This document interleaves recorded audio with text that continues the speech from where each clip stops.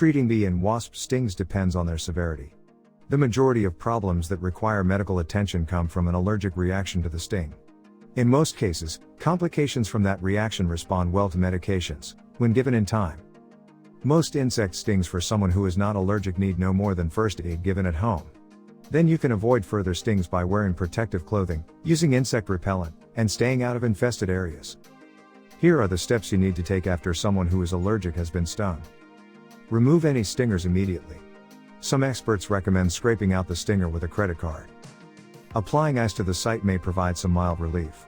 Apply ice for 20 minutes once every hour as needed. Wrap the ice in a towel or keep a cloth between the ice and skin to keep from freezing the skin. Taking an antihistamine such as diphenhydramine, Benadryl, or a non-sedating one such as loratadine, Claritin, will help with itching and swelling. Take acetaminophen, Tylenol, or ibuprofen, Motrin for pain relief as needed. Wash the sting site with soap and water.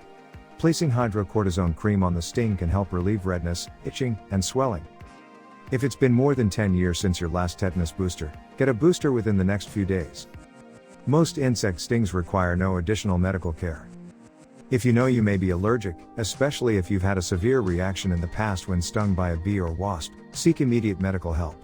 Take an antihistamine such as diphenhydramine, Benadryl, or a non-sedating one such as loratadine, Claritin, as soon as possible. If you have been prescribed epinephrine, Adrenaclick, Auvi-Q, EpiPen, Syngepi, or a generic version of the autoinjector, for an allergic reaction, always carry two with you and use it as directed. We do not carry any medications of any type on our vans or in our first aid kits. These recommendations are for personal knowledge. If you have a more moderate allergic reaction such as a rash all over the body and some mild problems breathing, you will likely receive injections of antihistamines, steroids, and epinephrine. Some of these treatments may be started at the scene or in the ambulance by emergency medics.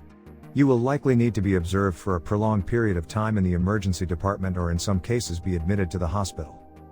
If you have a severe allergic reaction such as low blood pressure, swelling blocking air getting into the lungs, or other serious problems breathing, you have a true life-threatening emergency.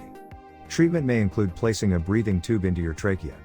You will likely be given injections of antihistamines, steroids, and epinephrine. Intravenous fluids may also be given.